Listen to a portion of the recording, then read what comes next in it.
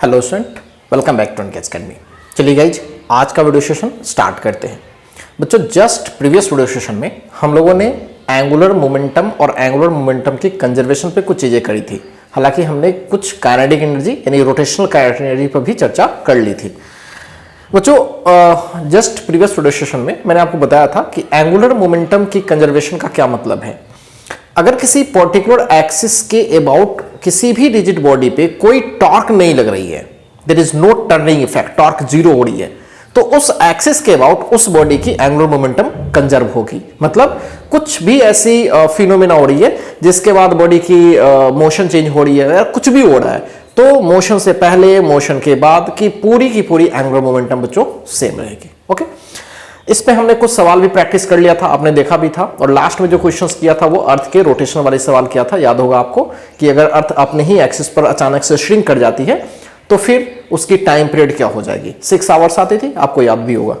चलिए बच्चों, आगे बढ़ते हैं। आज सबसे पहले कुछ छोटे छोटे कंसेप्ट पहले सीखते हैं। ठीक है, होता क्या है बच्चों कि जब हम लोग सवाल बनाते हैं जनरली, तो हमें रोटेशन में कभी कभी रॉड से जुड़ा हुआ सवाल, जैसे कोई एक टेबल है, इस पर हमने एक रॉड लगा दिया और यहां पे हिंज कर दिया। ओके, और यहां पे किसी बॉल से एम मास की कोई बॉल है, इसकी मास एम नॉट मान लो, इसकी लंबाई एल मान लो, और इसे किसी वी वेलोसिटी से मैंने टकराया। ठीक है, एक सिचुएशन ये है। और एक हमने क्या किया, ये एम मास की कोई इस तरह से या एम नॉट मास की कोई बॉब है, और ये बच्चों ये स्ट्रिंग है, मासलेस स्ट्रिंग है। ओके, ये मासलेस स्ट्रिंग है, और इस पे भी हमने किसी बॉल से भी वेलोसिटी से जो जा रही है, इस पर स्ट्राइक करती है। ओके, अब होता क्या है, ऐसे दो सवालों में बच्चों को प्रॉब्लम होता है। अगर मैं आपसे पूछूं कि क्या इसमें एंगुलर मोमेंटम कंजर्व होगी, पहली बात, और क्या इसमें कोई एंगुलर मोमेंटम कंजर्व होगी। ओके, इसमें क्या लीनियर मोमेंटम कंजर्व होगी, इसमें क्या लीनियर मोमेंटम कंजर्व होगी, इस पे बात करनी है। क्योंकि आपको जनरल पता है कि जहां पे कॉलिजन हो रही है वहां पे लीनियर मोमेंटम कंजर्व होता है। जनरली बच्चों ऐसा कंसेप्ट है। ओके, अब मैं पूरे सिस्टम की बात कर रहा हूं। ठीक है, for a system, system 1 and system 2। System की जब बात कर रहा हूं बच्चों, तो ये मास और प्लस रॉड दो की बात हो रही है। सिस्टम की बात कर रहा हूं तो ये पूरी स्ट्रिंग प्लस ये मास सिस्टम, और ये वाला जो मास है वो दोनों सिस्टम के बारे में बात हो रही है। तो फॉर सिस्टम 1 थोड़ा फील कीजिएगा, छोटे छोटे कंसेप्ट से एक बार क्लियर हो जाएंगे तो मजा आ जाएगा। सिस्टम 1 के लिए क्या एंगुलर मोमेंटम कंजर्व होगा, ठीक है, या लीनियर मोमेंटम कंजर्व होगा, चेक करके देखते हैं। लीनियर मोमेंटम पे बात करते हैं। ठीक है, और फिर एंगुलर मोमेंटम की बात करेंगे। जरा आप सोच के देखो, क्या लगता है आपको बच्चों। ये ध्यान रखना, ये हॉरिजॉन्टल टेबल पर ऐसे रखा गया है।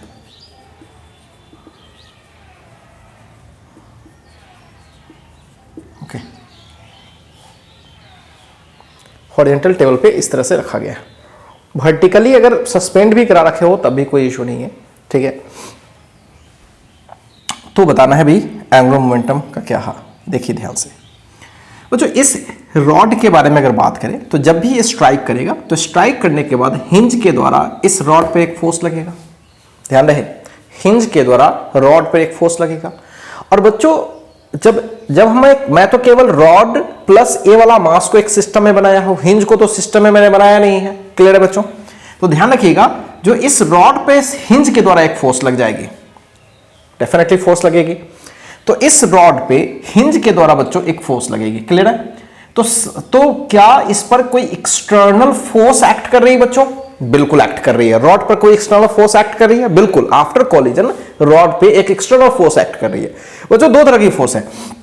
ये वाली मास जब इसको टकराएगी तो इस पर इस वाले एंड के द्वारा इस साइड में फोर्स लगेगा और इसके द्वारा इस साइड में। तो ये जो नॉर्मल फोर्सेस लग रही है ये इंटरनल फोर्सेस होंगी। लेकिन हिंज चूंकि मेरे इस सिस्टम का पार्ट में नहीं है, तो हिंज ने जितना फोर्स लगाया है रॉड पे, डेफिनेटली वो एक्सटर्नल फोर्स की तरह बिहेव करेगा। तो लीनियर मोमेंटम यहां पे कंजर्व नहीं होगा। ध्यान रखिएगा, छोटी छोटी बातें हैं लेकिन बड़े काम की चीजें हैं। क्यों? बिकॉज हिंज फोर्स एक्सटर्नल है। Because hinge force is external. Clear है बच्चों? ओके, अब एंगुलर मोमेंटम कंजर्व होगी या नहीं होगी? So let's check. ध्यान से सुनिए, अगर बच्चों हिंज के अबाउट में बात करूं टॉर्क निकालने के, क्योंकि एंगुलर मोमेंटम के लिए टॉर्क देखते हैं, टॉर्क जीरो नहीं होना चाहिए। ओके बच्चों, अगर मैं रॉड की बात करूं तो रॉड पे हिंज के द्वारा फोर्सेस लगेगा।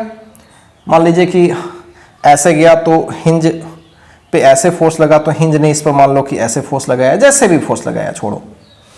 बच्चों अगर मैं इसी के अबाउट अगर टर्निंग इफेक्ट लगा लूं, इसी के अबाउट टर्निंग इफेक्ट की बात करूं, तो ये जो हिंज जो फोर्सेस लगा रही है, ऑब्वियस सी बात है उसका टॉर्क तो होगा नहीं। क्यों? जहां पे फोर्सेस लग रही है उसी के अबाउट हम टॉर्क निकालने की कोशिश कर रहे हैं। तो इस हिंज के अबाउट बच्चों, इस हिंज के अबाउट कोई टॉर्क होगी क्या? नहीं होगी। ध्यान से देखिए, कोई टॉर्क नहीं होगी, mg का भी कोई टॉर्क नहीं होगा। अब आप बोलोगे सर ये जो फोर्स लगाया उसकी वजह से यहां भी तो एक फोर्स लगेगा। बच्चों यहां पे जरूर एक फोर्स लगेगा, नो डाउट, लेकिन इस वाले पर भी उतना ही फोर्स इधर लगेगा। समझ पा रहे हो? जितना फोर्स इस पर इधर के द्वारा लगेगा उतना ही इस पर अपोजिट डायरेक्शन में लगेगा। क्लियर है? तो अगर मैं टॉर्क निकालूंगा बच्चों इसके अबाउट इसका, तो टॉर्क होगा force into perpendicular distance which is L, और इस पे निकालूंगा तो force into perpendicular distance same, लेकिन ये हो गया आउटवर्ड और इसके वजह से हो गया इनवर्ड। तो इन दोनों का टॉर्क क्या हो जाएगा बच्चों? जीरो। सोच के देखो। तो भाई इसके अबाउट अगर मैं टॉर्क लगाऊं तो इस पे जो हिंज फोर्स लग रही है वो तो टॉर्क देने वाले हैं नहीं। ओके, अब बात होती है नीचे के द्वारा, तो इसने जो इस पर फोर्स लगाया वो तो टॉर्क दे देगा, हाँ मैं मानता हूं, लेकिन सिस्टम की बात है तो इस पे भी देखेंगे, इसका भी टॉर्क देखेंगे टोटल। ओके, तो इस पे इधर फोर्स लगेगी, तो सोच के देखो, इस पर इधर फोर्स, इसकी वजह से टॉर्क बच्चों आउटवर्ड, और वैल्यू कितना होगा? तो n1 इंटू परपेंडिकुलर डिस्टेंस। इस पे बात करो तो ऐसे ऐसे ऐसे, मतलब अंदर की तरफ। क्लियर है बच्चों? आर है और ऐसे अंदर की तरफ। क्लियर है? तो इस पे भी तो फोर्स उतना ही लग रही है। ओके, और इसकी भी तो परपेंडिकुलर डिस्टेंस उतना ही है, तो इसकी टॉर्क इसके टॉर्क आ जरूर रही है, एक दूसरे को अपोजिट करके कैंसिल कर रही है। तो साफ क्लियर है कि हिंज के अबाउट नेट टॉर्क जीरो हो रही है। तो torque about hinge is definitely zero. बच्चों किसी एक्सिस के अबाउट अगर एक्सटर्नल टॉर्क जीरो हो जाए तो क्या होगा? उसके अबाउट एंगुलर मोमेंटम कंजर्व होगा। सो यहां पे क्या होगा?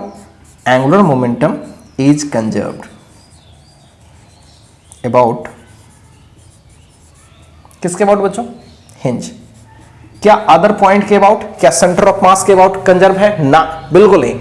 क्यों सेंटर ऑफ मास के अबाउट कंजर्व नहीं होगा? अगर यहां सेंटर ऑफ मास के अबाउट बात करूंगा तो बच्चों हिंज पर फोर्स इधर उधर लगेगी जो इसको टॉर्क दे देगा। क्लियर है बच्चों?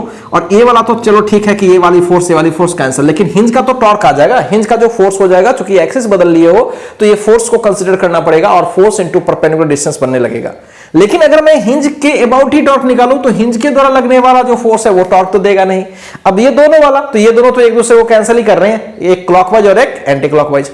समझ पा रहे बच्चों? तो ये कंसेप्ट क्लियर है भाई। सिस्टम 1 के लिए एंगुलर मोमेंटम का कंजर्वेशन होगा, लेकिन वो किसके अबाउट होगा बच्चों? हिंज के about. This is very very important. अब आते हैं, और हाँ इसमें लीनियर मोमेंटम का कंजर्वेशन बिल्कुल नहीं लगाएंगे, ठीक है।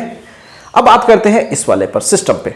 ओके, अब बच्चों जैसे ही ये इस पे स्ट्राइक करेगी, ठीक है, तो स्ट्राइक करने के बाद, ठीक है, यहां पे कोई फोर्स लगेगा क्या? सोच के देखो, यहां पे कोई एक्स्ट्रा फोर्स लगेगा क्या बच्चों? यहां पे इस जगह पर कोई फोर्स लगेगा क्या? एक्सटर्नल हिंज तो फोर्स लगाती है ना, यहां पे तो कोई फोर्स नहीं लगेगा। सोच के देखो, यहां पे तो कोई फोर्स नहीं लगेगा। ओके, अब ध्यान से देखो, जब भी ये स्ट्राइक करेगा बच्चों, तो ये सारे तो सारा का सारा तो मासलेस है। ये सारा का सारा क्या है? मासलेस है। तो केवल फोर्सेस इस पे हम कंसीडर करेंगे, और जब इस पे फोर्स कंसीडर करेंगे तो इस पे जितना फोर्स इस साइड में लगा है उतना ही फोर्स इस साइड में लगा है भाई। और एक्सटर्नल कोई फोर्स लग नहीं रहा है, कोई एक्सटर्नल फोर्स लग नहीं रहा है। जब कोई एक्सटर्नल फोर्स लग नहीं रहा है तो सिस्टम 2 की मैं बात करूंगा,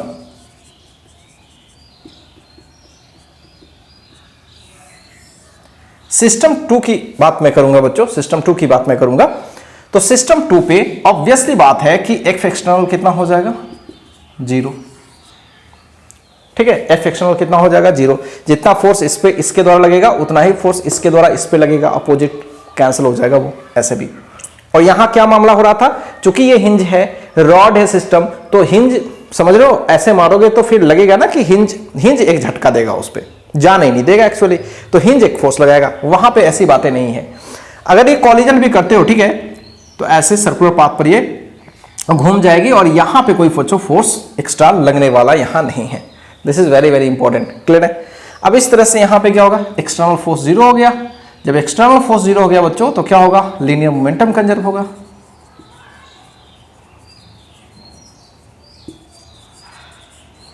और एंगुलर मोमेंटम तो कंजर्व होगा ही। क्यों होगा, देखो अगर मैं इसके अबाउट या किसी भी एक्सिस के अबाउट, किसी भी पॉइंट के अबाउट में बात कर लूं, किसी भी पॉइंट के अबाउट बात कर लूं बच्चों, ठीक है, तो कोई टॉर्क मिलने वाला है नहीं। क्यों टॉर्क नहीं मिलने वाला, ध्यान, इसके अबाउट बात करोगे तो बहुत सारे लोग बोलेंगे सर टेंशन, अरे भाई टेंशन फोर्सेस तो इसी एक्सिस के अबाउट जाएगी ना, अगर लगता भी है तो ओके। एंड ये नॉर्मल इस पे, तो वो नॉर्मल का टॉर्क और फिर इस पे जो नॉर्मल लगेगा टॉर्क एक दूसरे को कैंसिल करेगा इसकी तरह, okay.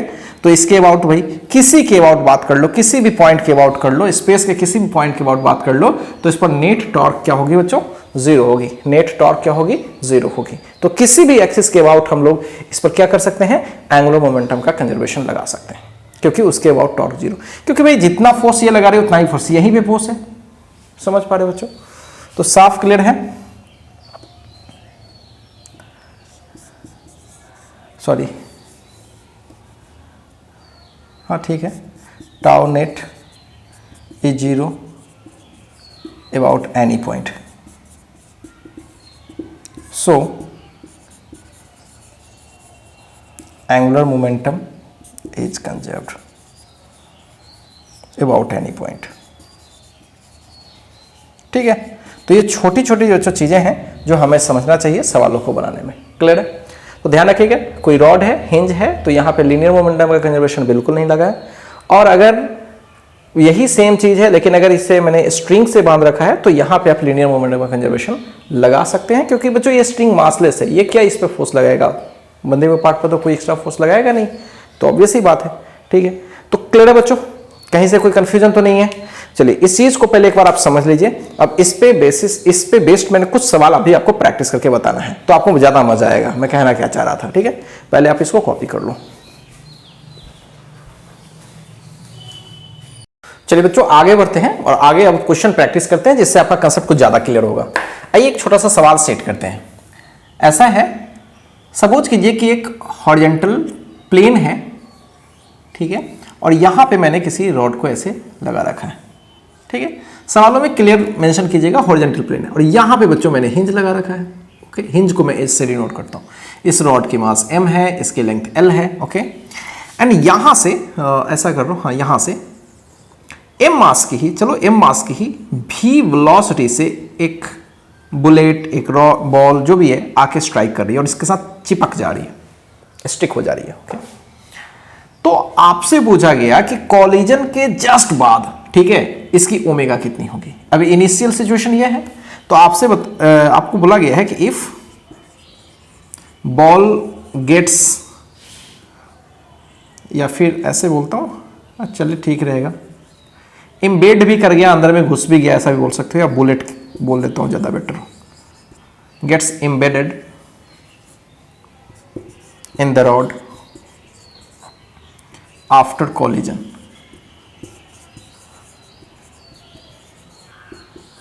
then what will be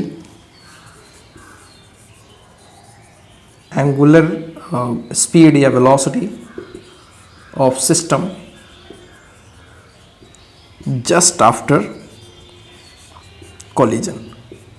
ये सारी बातें बच्चों जस्ट आफ्टर कॉलिजन, ठीक है। जो पीछे जो कंसेप्ट मैंने बताया था बच्चों, ध्यान रखिएगा, छोटी छोटी चीजें हैं लेकिन काम की चीजें हैं। कॉलिजन से जस्ट पहले और कॉलिजन से जस्ट बाद, इसी की मैं केवल चर्चा कर रहा था, पहले भी और अभी भी, ठीक। क्योंकि बच्चों मैंने पहले भी बताया था सेंटर ऑफ मास वाले चैप्टर में कि अगर आप बाहरी फोर्स, अगर ग्रेविटी को अगर कंसीडर करने लगोगे, याद होगा वहां पे जैसे मैंने रॉड को लटका रखा था mg ग्रेविटेशनल फोर्स, तो बोलोगे सर एक्सटर्नल फोर्सेस लग रही है, तो सर बहुत सारी चीजें वहां पे होने वाली है, एक्सटर्नल फोर्स आपने बोला था कि नहीं लगेगी, तब आप कंजर्वेशन ऑफ लीनियर मोमेंटम लगाना, ये बातें बच्चों। लेकिन आपको याद होगा कि जब ऐसी स्थिति होती है तो वहां पे चूंकि इंपल्सिव फोर्सेस इतनी तगड़ी होती है कि उसके कंपैरिजन में जो ग्रेविटी की जो फोर्सेस होती है लगभग हम क्या करते हैं, नेगलेक्ट करते हैं। इसलिए इन सारी चीजों को हम कंसिडर जनरली नहीं करते हैं जब कॉलिजन हो रही हो, ठीक। अब इस सवाल में तो खैर वैसा सिचुएशन नहीं है क्योंकि ये हॉरिजॉन्टल प्लेन पे है। अगर ऐसा होता भी बच्चों, अगर ये वर्टिकली अगर अटका भी होता तब भी हम लगा लेते, ठीक, बिकॉज कॉलिजन के वजह से जो इंपल्सिव फोर्सेस लगती है बच्चों वो बहुत स्ट्रांग होती है, बहुत ज्यादा होती है compare to gravitational force. Okay, so if bullet gets embedded in the rod after collision, then what will be the angular velocity of the system? System का मैं इसलिए क्योंकि इसमें इम्बेड कर गया तो पूरा सिस्टम ओमेगा से घूमेगी, ये तो कंफर्म है। जैसे किसी टेबल पर हमने एक रॉड को ऐसे लगा दिया, यहाँ पे हिंज कर दिया, मतलब इसमें होल कर दिया ऐसे, और ये फ्रीली ऐसे रोटेट कर रही है। यहाँ पे कोई रॉड, कोई बॉल गया और इसमें घुस गया, बुलेट गया, घुस गया, तो ये ऐसे घुमा देगा उसको ऐसे। तो कितने एंगुलर वेलोसिटी से घूमेगी, ये पूछा गया आपसे। ओके, चलिए स्टार्ट करते हैं कैसे काम करें। ऐसा है बच्चों, आपको जैसा कि पता है इस सिचुएशन में बच्चों लीनियर मोमेंटम की कंजर्वेशन लगा ही नहीं सकते, क्योंकि हिंज है, हिंज एक फोर्स लगा लेने वाली है। तो क्या करें, एंगुलर मोमेंटम की कंजर्वेशन। और एंगुलर मोमेंटम की कंजर्वेशन हमेशा किसके अबाउट लगाते हैं बच्चों, हिंज के अबाउट, मैंने अभी क्लियर किया।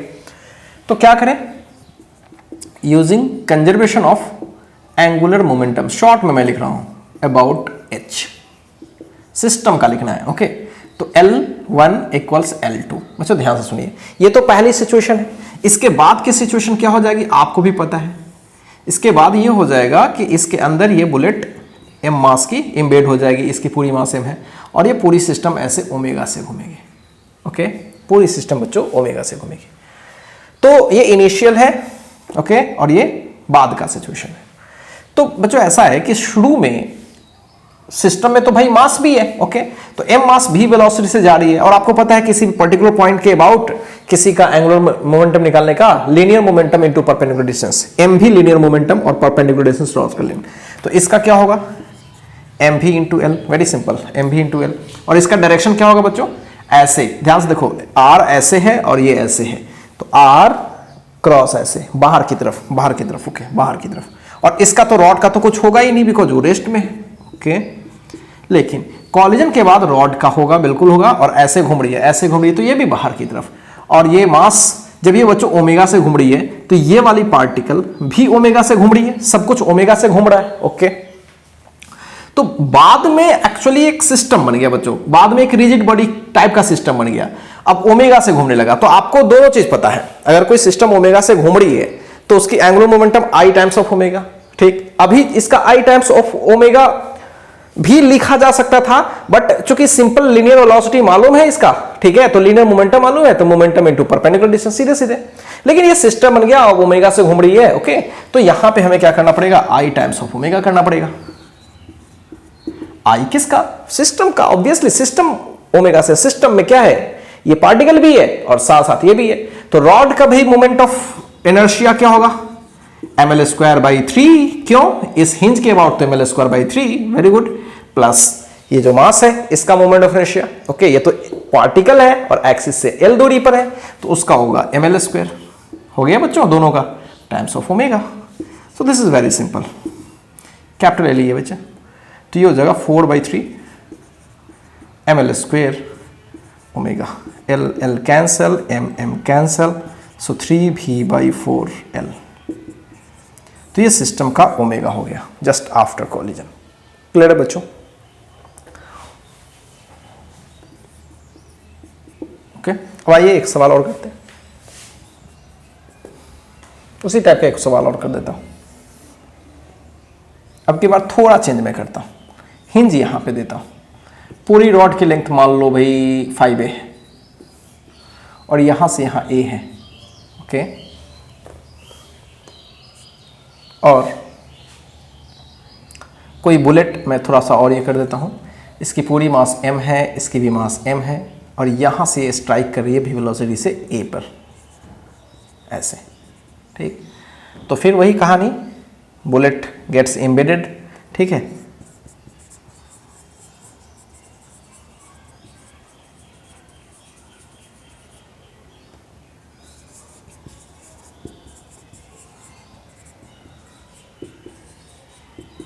then find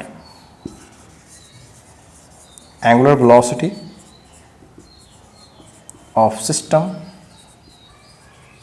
just after collision, okay. Collision के जस्ट बाद हमें सिस्टम की एंगुलर वेलोसिटी बतानी है। सिमिलर कंसेप्ट है बच्चों, सिमिलर। अभी हिंज यहां पे हो गया, कोई इशू नहीं है, ओके। लगाते हैं भाई, L initial equals L final. L initial केवल इसका ही होगा, ये तो मूव कर नहीं रही है। हाँ, कॉलिजन के बाद जरूर मूव करेगी, वो देख लेंगे। तो भाई क्या होगा, m इंटू भी इंटू परपेंडिकुलर डिस्टेंस। बच्चों यहाँ से a है और यहाँ से ऑलरेडी a है, तो ये पूरी यहाँ से हिंज से मैं बात करूंगा ना, हिंज के अबाउट लगा रहा हूँ, तो हिंज के अबाउट ऑब्वियस ही बात है बच्चों, ध्यान से सुनिएगा, ये अच्छा सवाल है। हिंज के अबाउट इसका परपेंडिकुलर डिस्टेंस देखना पड़ेगा, हिंज से सॉरी, तो a और ये 2a तो खत्म, तो 3a बचा, तो यहाँ से यहाँ कितना होगा, 3a ही होगा ना ऑब्वियसली, 3a ही होगा। सो 3 टाइम्स ऑफ a। अब बच्चों ध्यान से सुनिएगा, अब इसके बाद हमें क्या करना है, i टाइम्स ऑफ ओमेगा पहले की तरह। लेकिन बच्चों इसमें कमाल की बात यह है, i मुझे रॉड का इस एक्सिस के अबाउट डालना पड़ेगा, इसके एक्सिस के अबाउट नहीं, इस एक्सिस के अबाउट। अब आपको ध्यान से देखना पड़ेगा कि इस रॉड का मोमेंट ऑफ इनर्शिया इस एक्सिस के अबाउट क्या होगा, i अबाउट h। ये हमें तो पता है ना पैरेलल एक्सिस थ्योरम, सेंटर वाला ml²/12 बिल्कुल, और ये वाला करने के लिए इसके बीच की दूरी हम निकाल लें, तो ये अगर मेरा सेंटर ऑफ मास होगा, जो कि ऑब्वियस सी बात है कि भाई यहां से कितने पे होगा, आई थिंक ये होगा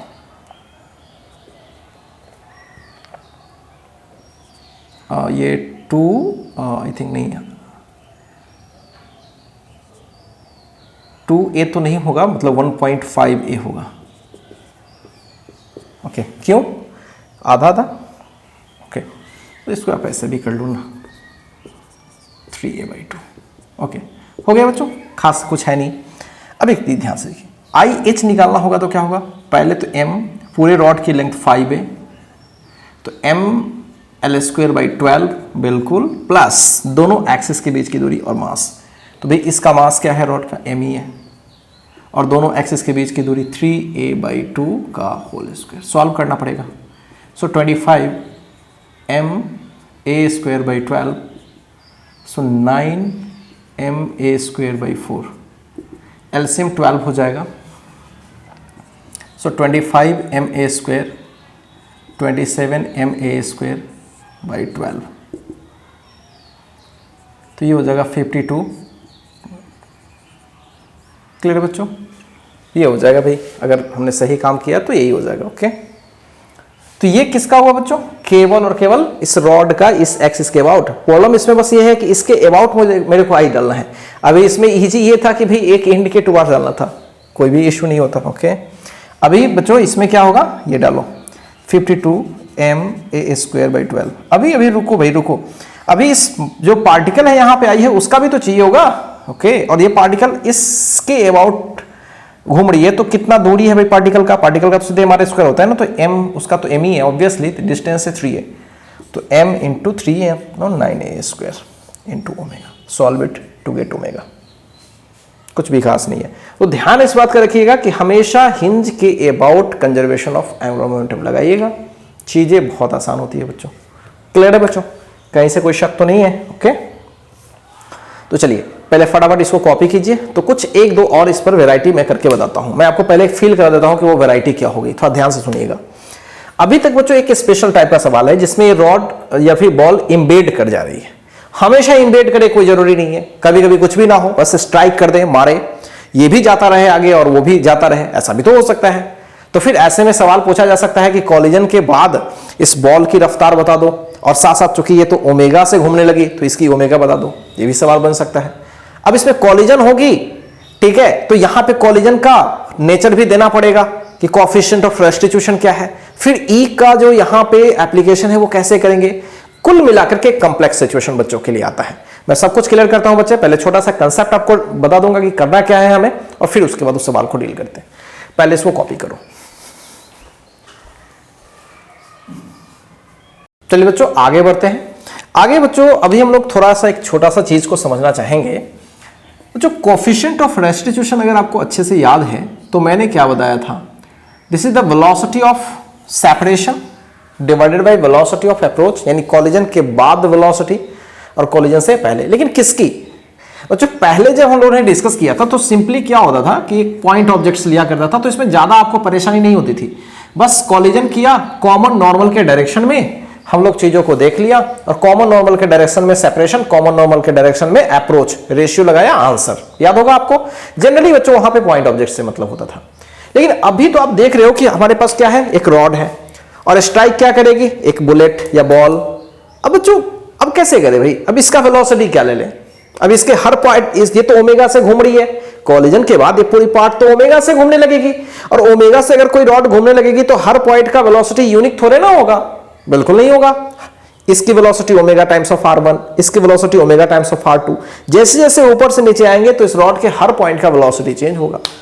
तो कहां पे अप्लाई करें, तो ध्यान रखिएगा रोटेशन में ऐसे प्रॉब्लम जहां मिले, जहां जनरली रॉड में ही सवाल बनते हैं इसमें, तो बच्चों हमेशा ई का फॉर्मूला कॉमन नॉर्मल के डायरेक्शन में तो लगाना ही है, वो तो पहले वाला चीज है, लेकिन हमेशा ई के फॉर्मूला में याद रखिएगा पॉइंट ऑफ कांटेक्ट, जहां पे कांटेक्ट हुई है उसके वेलोसिटी से लेना देना है। हमेशा याद रखिएगा किसके वेलोसिटी से, जहां पे स्ट्राइक करी है। ये बॉल तो खैर पॉइंट है, नो डाउट, इसका तो चलो ठीक है, लेकिन जब स्ट्राइक करेगी तो भाई हर पार्ट का वेलोसिटी अलग अलग होगा। तो कॉलिजन के बाद वेलोसिटी का सेपरेशन हम किसके साथ लें, इसका सेंटर ऑफ मास से, या इस पॉइंट जहां पे कॉलिजन करी है, जहां पे कॉलिजन करी है उस पार्ट के वेलोसिटी से। समझ पा रहे हो बच्चों? तो ध्यान रखना कि हमेशा कोएफिशिएंट ऑफ रेस्टिट्यूशन में जब लगाते हैं तो हमेशा याद रखना कि कहां पे लगाते हैं ई का फॉर्मूला, पॉइंट ऑफ कांटेक्ट पर, ठीक है। तो ई का फॉर्मूला हमेशा कहां लगाते हैं, apply at the point of contact, as a whole जगह पर नहीं लगाते। ओके, चलिए एक छोटा सा सवाल ही देते हैं, जनरल सवाल कर लेते हैं, मजा आ जाएगा आपको। एक जनरल सवाल ही करते हैं बच्चों।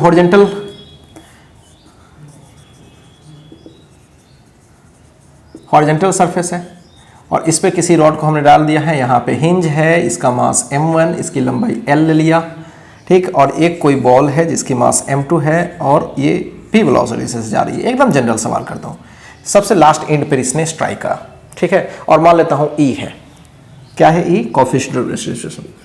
तो कोएफिशिएंट ऑफ रेस्टिट्यूशन E है, तो क्या पूछा गया है, find omega and velocity of ball just after collision. ठीक है, सबको पता है कि कंजर्वेशन ऑफ लीनियर मोमेंटम यहां वैलिड नहीं है, conservation of angular momentum valid है इसके अबाउट। क्यों ऐसा तो मैंने आपको क्लियर कर चुका हूं। अब चलिए स्टार्ट करते हैं बच्चों, ध्यान से देखिएगा। दो सिचुएशन, पहली सिचुएशन तो है ही, इसके बाद के सिचुएशन पे गौर करते हैं। इसके बाद ये ओमेगा से घूमने लगेगी, बहुत अच्छा। तो बच्चों इस वाले पार्ट का मतलब रॉड पे जो पार्ट है P मान लेता हूं, इसकी वेलोसिटी क्या हो जाएगी, क्योंकि हमें जहां पे कॉलिजन हुई है उसके वेलोसिटी से मतलब है, क्योंकि E का फॉर्मूला यूज करेंगे तो इस वाले पार्ट का होगा ओमेगा टाइम्स ऑफ L, अगर L रॉड का लंबाई है तो this is the velocity of P point, omega times of L। Okay, और कॉलिजन के बाद ये जो बॉल है B, जो बॉल है ऑब्वियसली इसकी वेलोसिटी कुछ बदल गई होगी, तो मैं मान लेता हूं V डैश, शुरू में V था अब हो गया V डैश, मास इसकी m2 है, इसकी मास तो m1 है।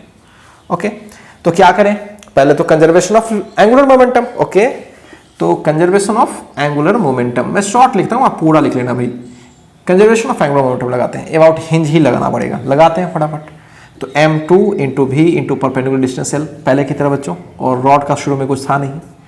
आ जाइए पूरी सिस्टम का, अब कॉलिजन के बाद अभी भी बच्चों ये v डैश से जा रही है, तो अभी भी इसका एंगुलर मोमेंटम होगा m2 into v dash into l।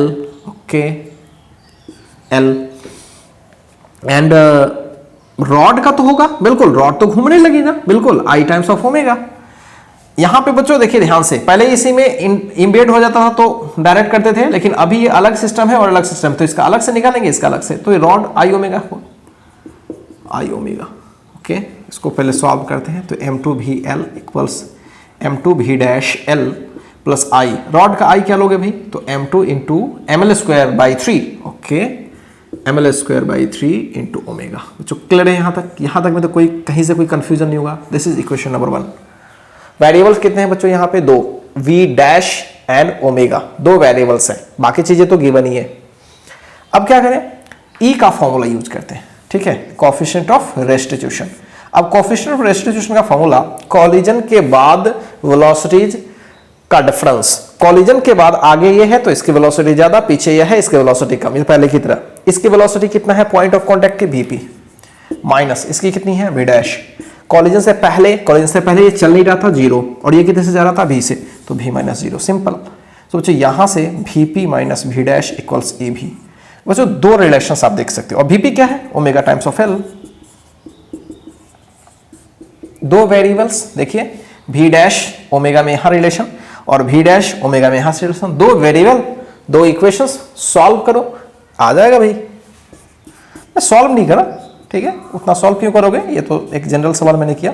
Solve first and second to get omega and V dash. V dash आ जाएगा इस बॉल का स्पीड आफ्टर कोलिजन और ओमेगा आ जाएगा रॉड के रोटेशन का। क्लियर है बच्चों, आसान है। अब इस पर एक छोटा सा डेटा लेकर के एक सवाल को फ्रेम कर लेते हैं, मजा आ जाएगा फिर सवाल सॉल्व करने में। क्लियर है बच्चों, तो ध्यान रखिएगा हिंज वाले सवाल में जब भी ऐसा कोलिजन हो तो आप बस ये करेंगे। कहीं से कोई डाउट है बच्चों? चलिए इसको पहले कॉपी कीजिए, तो मैं आपको एक सवाल और प्रैक्टिस करवाता हूं। चलिए स्टूडेंट आगे बढ़ते हैं, और आगे अब हम लोग एक सवाल प्रैक्टिस करते हैं जो कि अभी जो कंजर्वेशन ऑफ एंगुलर मोमेंटम पे बेस्ड था उस पर तो हो गई वो ऑब्वियसली, और साथ साथ उसमें कंजर्वेशन ऑफ एनर्जी का भी थोड़ा एंगल देते हैं। आइए एक छोटा सा सवाल सेट करता हूं मैं। सपोज कीजिए कि आपके पास कोई इस तरह का कोई रॉड है और यहाँ पे हिंज है, और बच्चों वर्टिकली ऐसे डाउन है, वर्टिकल। ओके, मैं एक छोटा सा सवाल सेट करता हूँ। सपोज करो कि एक बॉल है जो m मास का है, ये भी m मास का मैं लेता हूँ, ये v वेलोसिटी से जा रही है और चिपक गई। ये भी हो सकता है चिपक गई, नहीं भी चिपकी, ऐसा भी हो सकता है सवाल। ओके, तो m मास की कोई बॉल है, v वेलोसिटी से जा रही है और इसके साथ चिपक गई। ठीक है, तो बॉल गेट्स एम्बेडेड या फिर स्टक जो भी है,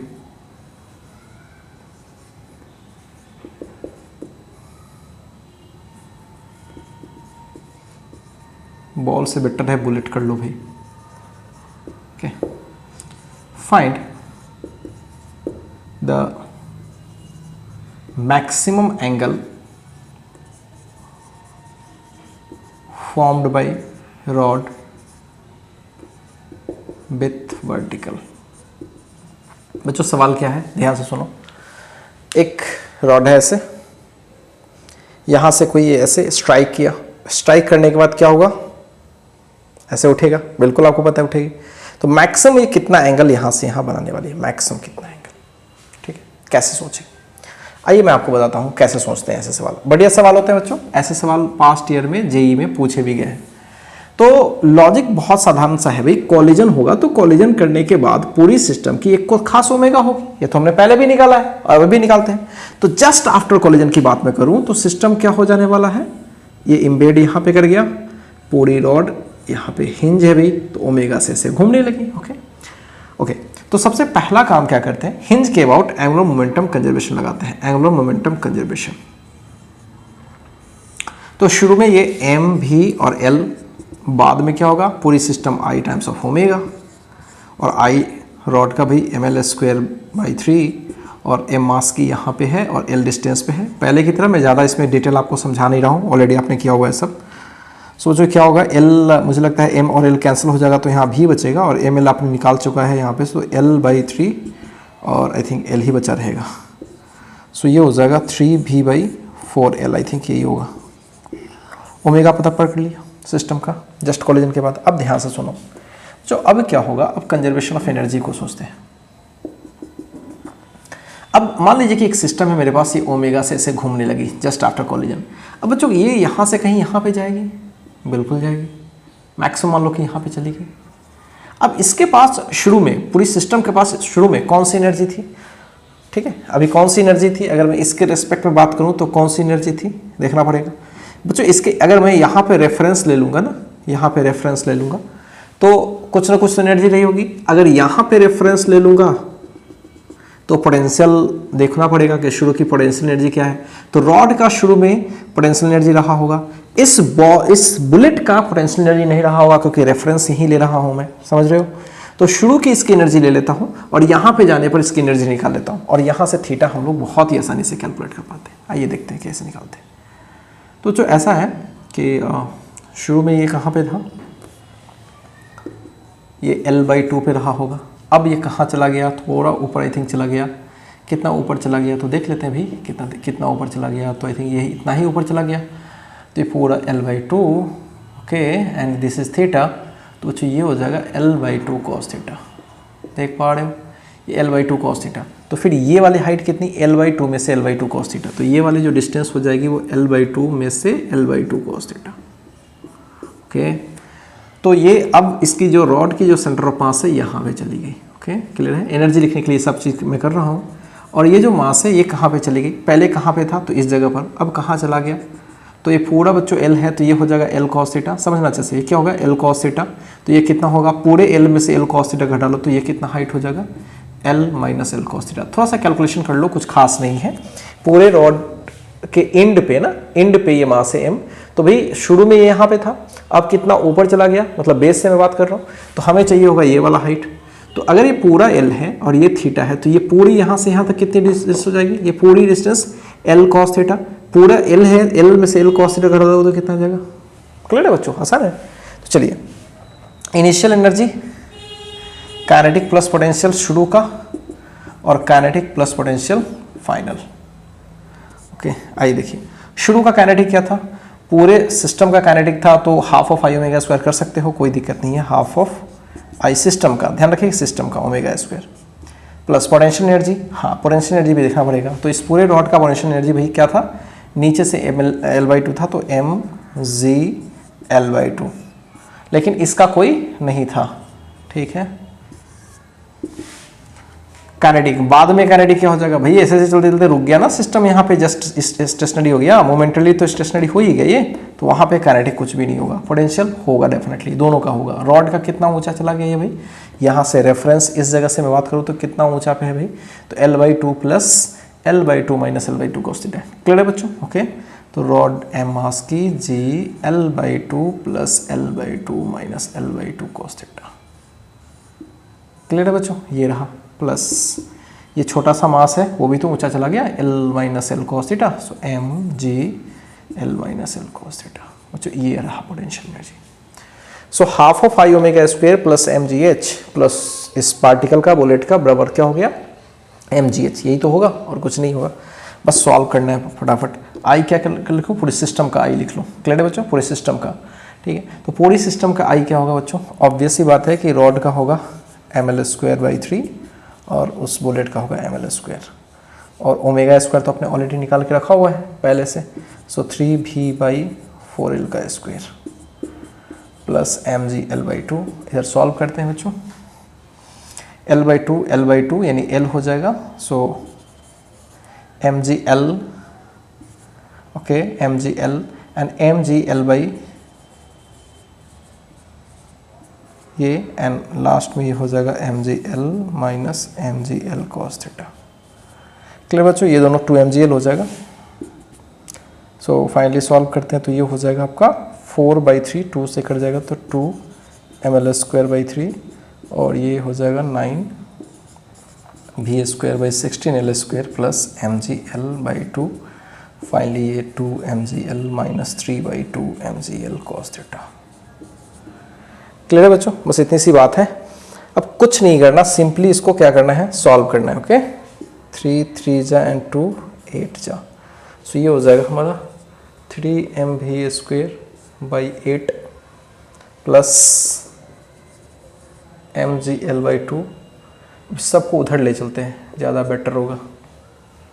ठीक है, उस साइड में ले चलते हैं, तो ये क्या हो जाएगा, 2mg/L में से mg/L/2, सो आई थिंक ये हो जाएगा 2 2 जा 4 1 3 mg/L/2।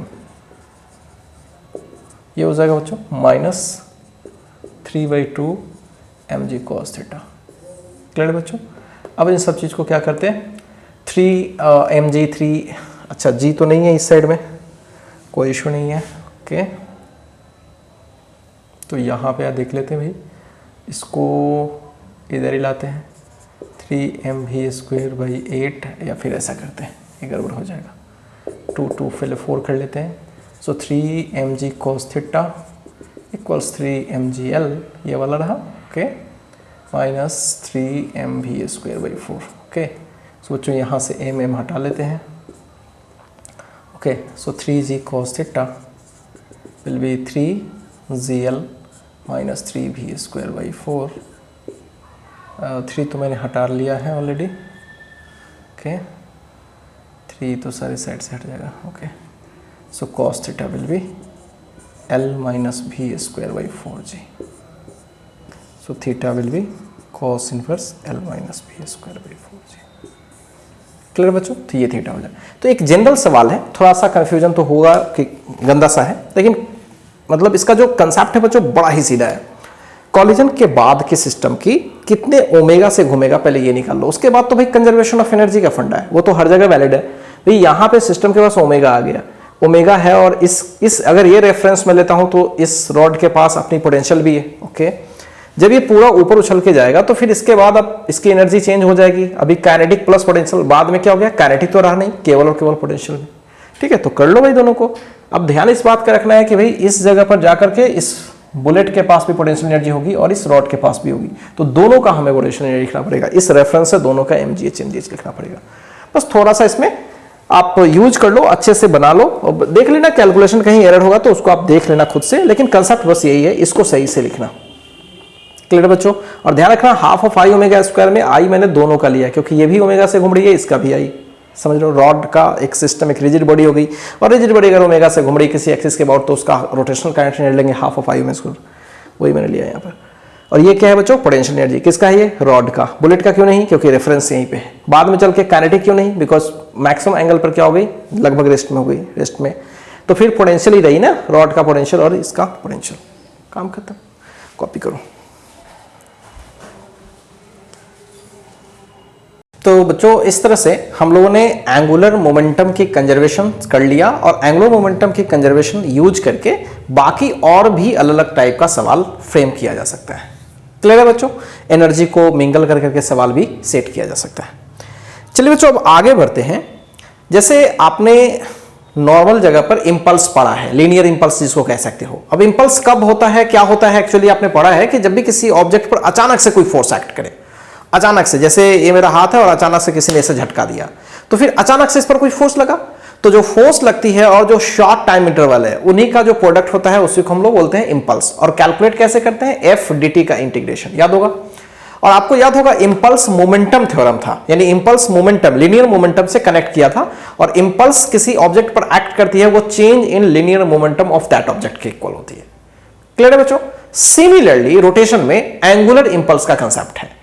अब यहां पे एंगुलर इंपल्स, एक अचानक से कोई ऐसा टॉर्क लग जाए, ठीक है, फोर्स लगे और फोर्स की वजह से कोई टॉर्क हो जाए, एकदम झटके से लगे। जैसे कोई सपोज करो कोई रॉड है और ये एक्सिस बनाई गई है, और अचानक से मैंने ऐसे मारा, अचानक से ऐसे मारा, तो अचानक से जिस पर झटका लगा उसकी वजह से इस पर टॉर्क आ गई, एक फोर्स लगा होगा जिस पर टॉर्क आ गई बच्चों, तो हम कहेंगे कि इस पर क्या लगा है? इंपल्स लगा है। क्लियर है? और ये इंपल्स दरअसल इस पूरी बॉडी के, जिस बॉडी के बारे में अपन बात कर रहे हैं, ठीक है, जिस पर इंपल्स लगा रहे हैं उसकी बात मैं कर रहा हूं, तो इस पे जो एंगुलर इंपल्स होगा बच्चों, वो क्या होगा? वो तो सेम सेम करेंगे, टॉ इंटू डेल्टा टी, टी मतलब जो टॉर्क लग रही है, जो छोटा सा टाइम इंटरवल, और उसको वो दरअसल वैल्यू किसके इक्वल होती है? Change in angular momentum. Linear जो इंपल्स होती है बच्चों, change in linear momentum, angular impulse change in angular momentum के इक्वल। तो अभी हम लोग पढ़ेंगे एंगुलर इंपल्स, कुछ खास नहीं, बस एक सवाल इस पर लगा लेंगे। Okay, angular impulse. तो एंगुलर इंपल्स क्या है? Simply force, torque actually, torque into delta T लिख सकते हो, ठीक है, या फिर और ज्यादा बेटर तरीके से टॉ इंटू डी टी का इंटीग्रेशन, ये लिख सकते हो। क्लियर बच्चों? अब जरा इसी को हम थोड़ा आगे बढ़ा लेते हैं। टॉ को आई इंटू एल्फा लिख सकते हो, ओके, एंड अल्फा को क्या लिख सकते हो? D omega by D T,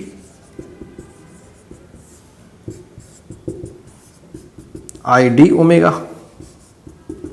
clear है? तो आई को अगर मैं बाहर कर लूं तो D omega from omega 1 two omega 2।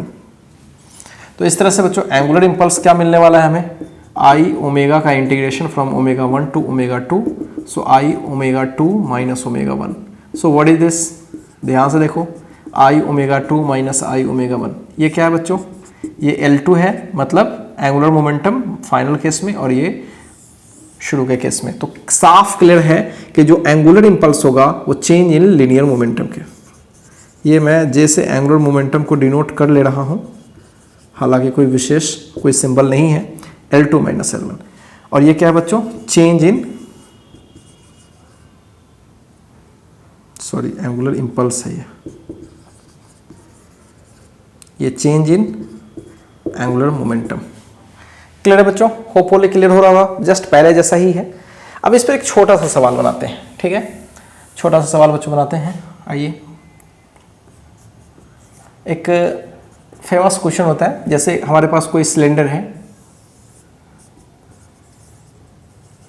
ठीक है, और ये सपोज कीजिए कि ऐसे घूम रही है, ये ऐसे घूम रही है ओमेगा से, और एक दूसरी सिलेंडर है बच्चों, थोड़ी सी बड़ी साइज का ले लेता हूँ, ये एक्सिस के अबाउट, ये ऐसे घूम रही है 2 ओमेगा से।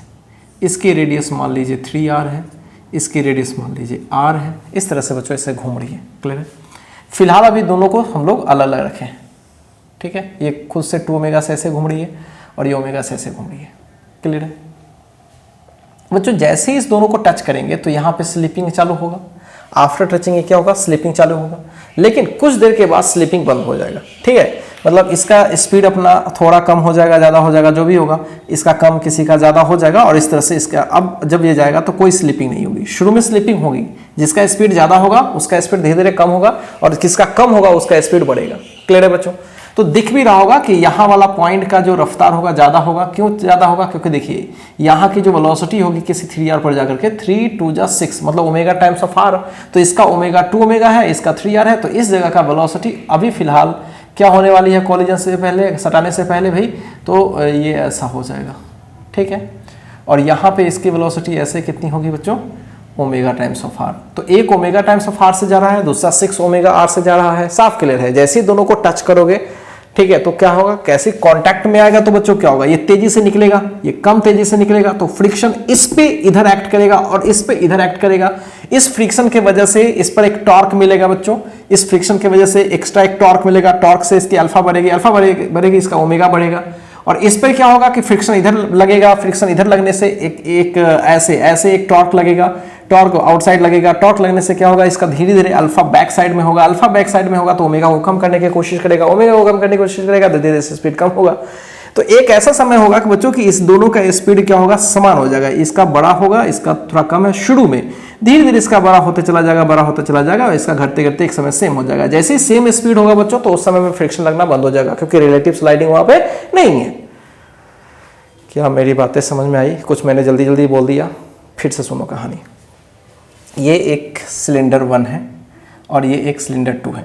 ये 2 ओमेगा से ऐसे से घूम रही है, 3r रेडियस है, ये ओमेगा से ऐसे से घूम रही है, r रेडियस है। शुरू में दोनों सेपरेटेड है, अभी टच नहीं किया है।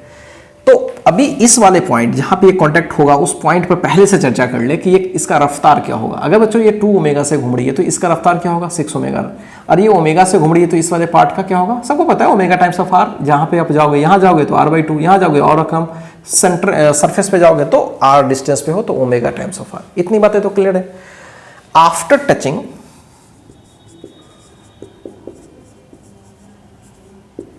Friction starts acting and slipping occurs। ठीक है, find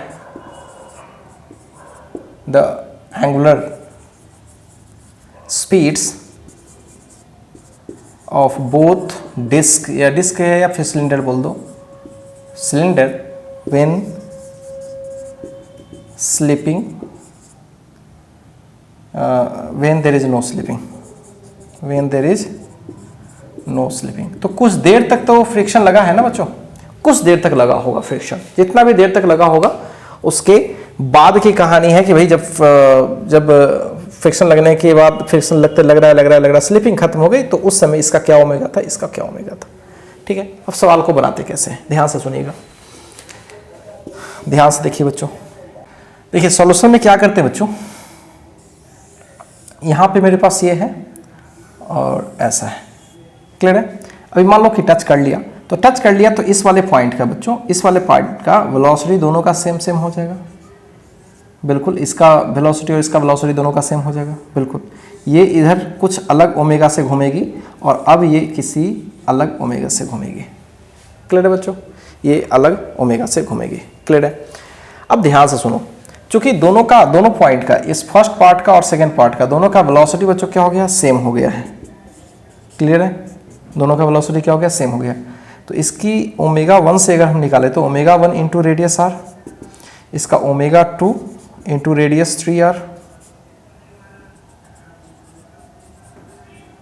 ओके, सो ये r से r कैंसल, तो ओमेगा 1 किसके बराबर? 3 ओमेगा 2 के। ये रहा फर्स्ट इक्वेशन। क्लियर है बच्चों? अब जहां तक फ्रिक्शन की बात है तो जरा ध्यान से देखिएगा, इस पे फ्रिक्शन किधर एक्ट करेगी बच्चों? ऊपर। क्लियर है? और इस पर फ्रिक्शन किधर एक्ट करेगी? क्लियर है बच्चों? क्यों? क्योंकि मैंने पहले भी बताया ये रिलेटिवली हाई स्पीड से चल रही थी, ये रिलेटिवली कम से, तो हाई स्पीड इस पर ये ऊपर की तरफ स्लिप करेगी, इस पर ये ऊपर की तरफ स्लिप करेगी, है ना? तो भाई इसकी रिलेटिव स्पीड आगे है तो फ्रिक्शन पीछे, ठीक? तो इसमें कांटेक्ट में फ्रिक्शन ऊपर। ऐसा भी कॉमन सेंस है, पीछे लगेगा तभी तो इसका स्पीड कम होगा, इस पर आगे लगेगा तभी तो इसका स्पीड बढ़ेगा। क्लियर है बच्चों? और ये फ्रिक्शन बच्चों क्या हमेशा के लिए आई है कि कुछ देर के लिए? कुछ देर के लिए, बाद में तो स्लिपिंग बंद हो जाएगा ना। वही उसी समय का ओमेगा पूछा गया है। ध्यान से सुनिएगा, ध्यान से सुनिएगा बच्चों। अब इस पे फ्रिक्शन की वजह से टॉर्क डेवलप होगा। हाँ, इसके अबाउट टॉर्क आएगा फ्रिक्शन की वजह से, और उस टॉर्क की वजह से बच्चों, है ना, इंपल्स आएगा। उस टॉर्क की वजह से क्या आएगा? इंपल्स आएगा। जहां पे कहीं फोर्स अचानक से लगता है, साफ क्लियर है, फोर्स अचानक से लगता है, वहां पे लीनियर इंपल्स आती है, F इंटू डेल्टा टी। तो यहां भी टॉर्क की वजह से क्या होगा? एक इंपल्स आएगा। तो ऐसा करते हैं, इंपल्स मोमेंटम थ्योरम, इसको एंगुलर इंपल्स वाले के टर्म में लिखते हैं। तो इस पर जो फोर्स इंपल्स देगा पहले वाले पर, तो F इसको सपोर्ट कर रहा है, इसका विरोध, तो इसका प्लस लेंगे और इसका माइनस लेंगे। ओके, तो F इंटू, ध्यान से सुनिएगा, ध्यान से सुनिएगा, ध्यान से सुनिएगा बच्चों, ये ओमेगा बाहर और R क्रॉस F बाहर। ध्यान से देखिएगा, इसका ओमेगा I ओमेगा भी क्या होगा? बाहर की तरफ। I ओमेगा क्या होगा बच्चों? बाहर की तरफ होगा। ओके, और टॉर्क का जो डायरेक्शन होगा, और टॉर्क का जिधर डायरेक्शन होगा उधर ही क्या होगा? उधर ही क्या होगा? एंगुलर इंपल्स का डायरेक्शन होगा। क्लियर है बच्चों? तो यहाँ पे R क्रॉस F बाहर, दोनों बाहर है तो सपोर्ट हो रहा है। यहाँ पे देखिए, यहाँ पे बच्चों फ्रिक्शन ऐसे है, तो R क्रॉस F ऐसे, R क्रॉस F। फ्रिक्शन क्या है बच्चों? फ्रिक्शन की वजह से जो टॉर्क है, फ्रिक्शन की वजह से टॉर्क है बाहर, तो यहाँ पे जो एंगुलर मोमेंटम होगी क्या होगी बच्चों? सॉरी, एंगुलर इंपल्स क्या होगी? बाहर की तरफ। और देखिए बच्चों, ये ऐसे घूम रही है, ऐसे घूम रही है, तो अंदर की तरफ। तो यानी ओमेगा की डायरेक्शन क्या है? अंदर की तरफ। ठीक है, एंगुलर मोमेंटम की डायरेक्शन अंदर की तरफ, ठीक है, और एंगुलर इंपल्स की डायरेक्शन बच्चों बाहर की तरफ। तो इसमें एक दूसरे के अपोजिट है, और इसमें एक दूसरे के क्या है? सपोर्ट में। क्यों? क्योंकि R क्रॉस F बाहर की तरफ और ओमेगा ऐसे तो बाहर। समझ पा रहे हो बच्चों? ठीक है, तो ध्यान से समझना। सो F इंटू R, ये तो टॉर्क हो गया, force into perpendicular distance into जो टाइम लगा होगा डेल्टा टी लिख देता हूं, equals change in angular momentum, change in angular momentum. तो शुरू में क्या रहा था और अब क्या हो गया? तो अब मान लीजिए कि इसकी ऐसा करते हैं, इसका मास m ले लेते हैं, इसका भी मास m ले लेते हैं। ओके, तो इसका अपना I जो भी रहा होगा शुरू में, देख लेता हूं, इसका जो भी शुरू में I रहा होगा, तो शुरू में I तो खैर बदलता नहीं है, तो बाद में क्या हो गया है? I omega 1। बाद में क्या हो गया? I omega 1। पहले क्या था? I omega. पहले क्या था बच्चों? I omega. क्लियर है बच्चों? I omega. Okay okay okay, तो मैं इसको क्या कर लूँ? I इसका मैं लिख लूँ क्या? इसका I होगा mr², डिस्क जैसा है तो 2, और इसका मैं I डैश मान लेता हूँ, तो ये होगा mr का मतलब 3r/2, यानी ये हो जाएगा 9mr²/2। ओके, चलिए, तो ये रहा बच्चों F into R into delta T equals, ये समझ रहे हो ना मैं क्या लिख रहा हूँ? F इंटू आर टॉर्क हो रहा है, और टॉर्क में डेल्टा टी से मल्टीप्लाई करोगे तो क्या मिलेगा? टॉर्क में डेल्टा टी से मल्टीप्लाई, देखो टॉर्क में डेल्टा टी से मल्टीप्लाई करोगे जे मिल जाएगा ना। तो मैं डायरेक्ट लिख रहा हूँ कि यहाँ पे जो जे मिल रहा है, ये मिल रहा है F into R torque into delta T. ठीक है, और पहले था लीनियर मोमेंटम में चेंज करते थे, अब एंगुलर मोमेंटम में चेंज करेंगे। बाद में ओमेगा 1 से घूमने लगा, पहले ओमेगा से घूम रहा था, तो I omega 1 minus I omega, I common कर लो। This is first equation, second equation ही है। ओके, एक और इक्वेशन इसके लिए करते हैं। इसके लिए क्या होगा? F into R into delta T, but बच्चों ये माइनस होगा, आपको पता है माइनस क्यों होगा? ठीक है, अब शुरू में ओमेगा था इसका, तो आई डैश, और अभी हो गया है ओमेगा 2, शुरू में ओमेगा ही था, आई डैश ओमेगा। ओके, नहीं ओमेगा नहीं था इसका, 2 ओमेगा था, सॉरी 2 ओमेगा था। ओके, तो minus F R delta T equals I dash common, तो ओमेगा 2 माइनस 2 ओमेगा। मैं इसको बच्चों साफ करता हूँ थोड़ा।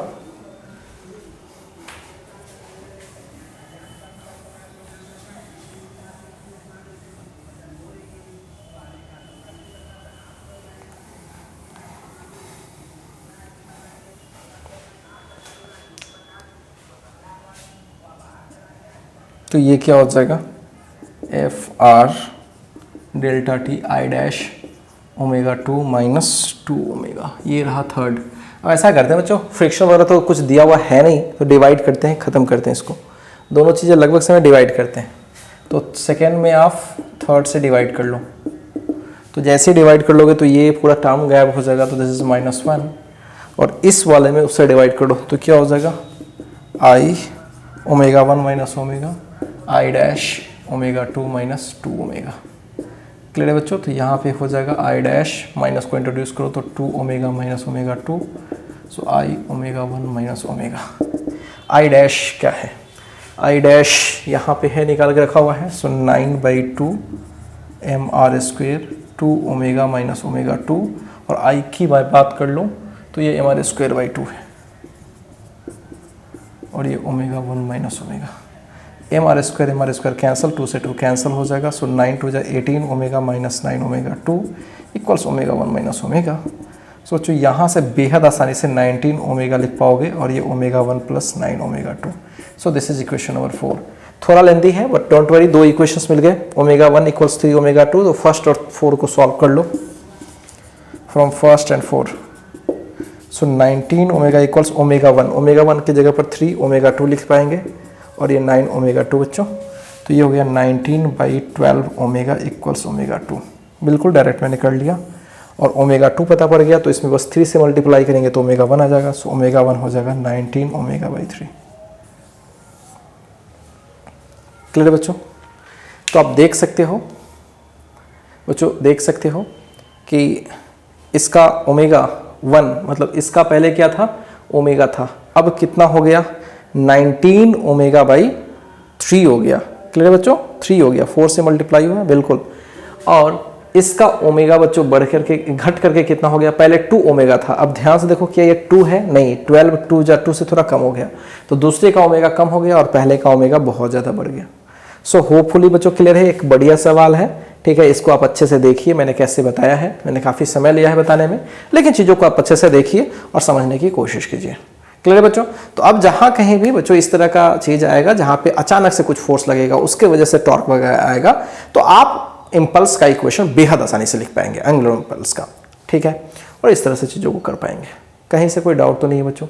ओके, अब एक बात और मैं बता देता हूँ बच्चों, देखिए जैसे कभी कभी हम लोग आगे चल के, ये चीज़ आगे चल के मैं पढ़ाऊँगा, अभी तो थोड़ा मुश्किल है, कहीं कहीं लीनियर इम्पल्स जो होती है ना, कहीं कहीं लीनियर इम्पल्स, तो linear impulse into perpendicular distance करके भी एंगुलर इम्पल्स निकालते हैं। जैसे एंगुलर इम्पल्स अगर निकालना है तो linear impulse into perpendicular distance करके भी हो जाएगा। अब क्यों होगा वो थोड़ा सा समझो। एंगुलर इम्पल्स क्या होता था, सोच के देखो, एंगुलर इम्पल्स क्या होता था, टॉ इंटू डेल्टा टी, यही ना एंगुलर इम्पल्स होता था। ओके, क्या हम इसको फोर्स इंटू परपेंडिकुलर डिस्टेंस लिख सकते हैं? बिल्कुल। और बच्चों ध्यान से सुनो, force into delta T, force into delta T को क्या मैं लीनियर इंपल्स बोल पाऊंगा? हाँ, टॉर्क में डेल्टा टी से करता हूं तो एंगुलर इंपल्स, और फोर्स में डेल्टा टी से करता हूं तो लीनियर इंपल्स। तो मैं इसको बोल सकता हूं लीनियर इंपल्स कुछ भी, linear impulse into R into क्या हो बराबर क्या हो गया, एंगुलर इंपल्स। तो linear impulse into perpendicular distance is what, angular impulse. बाद में चल के यूज करूंगा, ठीक है। अभी तो बस आप ऐसे ही समझ लो, ज्यादा कुछ खास है नहीं। ओके, तो क्लियर हो चुका बच्चों। तो हम लोगों ने इस तरह से एंगुलर मोमेंटम की कंजर्वेशन, ठीक, और साथ साथ बच्चों एंगुलर इंपल्स का यूज करके भी हम लोग एक सवाल कर लिया, ठीक है। अब इस तरह से कहीं भी अचानक से कोई झटका लगे जिसकी वजह से बड़ी रोटेट करने लगे, तो आप एक एंगल जरूर सोचना कि यहाँ पे एंगुलर इंपल्स वाली फॉर्मूला लिखनी है, और करना कुछ नहीं है, सिंपल एंगुलर इंपल्स को क्या लिखना है, चेंज इन एंगुलर मोमेंटम। शुरू में उसकी रोटेशन थी तो ठीक है, बाद में ओमेगा आ गई है तो आई ओमेगा बाद का कर लेना और शुरू का घटा लेना, ठीक है। 10+2 में बच्चों आपको एक बेहतरीन क्वेश्चन मिलेगा ऐसा मैग्नेटिज्म में, ठीक है। वहां पे एक रिंग होता है, एक डिस्क होता है, उस पर कुछ चार्जेस होती है और अचानक से फील्ड देने से क्या होता है, उस पर एक फोर्स लगता है जिसकी वजह से वो रोटेट करती है, तो वहां पे ओमेगा पूछा जाता है। बेहतरीन सवाल होता है बच्चों, ये 10+2 में किया जाएगा और वहां पे हम लोग एंगुलर इंपल्स का ही कंसेप्ट यूज करते हैं। क्लियर है बच्चों? तो मिलते हैं गाइज नेक्स्ट वीडियो सेशन में, और नेक्स्ट वीडियो सेशन में हम लोग कुछ और छोटी छोटी बातें पहले कर लेंगे, जैसे रोटेशनल वर्क क्या होता है, रोटेशनल पावर क्या होता है, इस पर एक छोटा बहुत आइडिया ले लेंगे और फिर बच्चों उसके बाद आगे बढ़ेंगे। और उसके बाद जैसा कि मैंने पहले भी बता रखा है कि आपको CTRM पढ़ना है। बेहतरीन बच्चों है अंतिम चीज जो CTRM ही है, जो काफी इंपॉर्टेंट है आपके JEE के ख्याल से। ओके, तो पहले इस चीज को कॉपी कर लीजिए, आगे बढ़ेंगे अब।